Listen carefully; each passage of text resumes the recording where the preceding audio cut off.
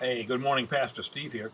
Look at Hebrews chapter 1 again, second part of verse 2. It says, He has in these last days spoken unto us by His Son. Notice this, whom He has appointed heir of all things, then through whom also He made the worlds. We saw that He's God's final and superior revelation, and He's the heir of the King of the universe, but He's also the agent of creation.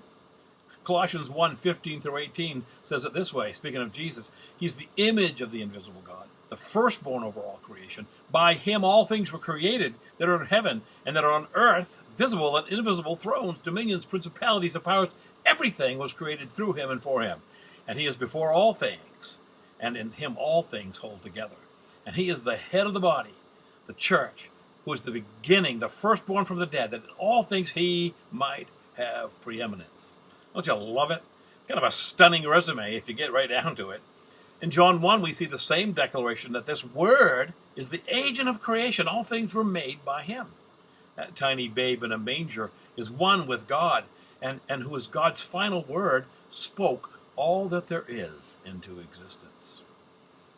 If it came time to rescue that same creation from sin into which it had fallen and died, who better to come than the very Word who spoke it into existence in the first place?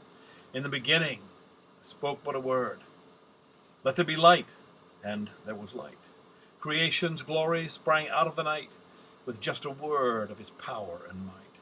Worlds with a splendor no tongue can tell, they cost Him but a breath. But when He saved me from eternal hell, it cost His blood, I lived by His death. God fashioned man from the dust of the ground, and so I live, made by His grace. But when I sinned, God was by His word bound, and so He stooped down to die in my place. Worlds with a splendor no tongue can tell, they cost Him but a breath. But when He saved me from eternal hell, it cost His blood. I live by His death. That song by Elizabeth Rice Hanford speaks to my heart, and I want you to ponder that.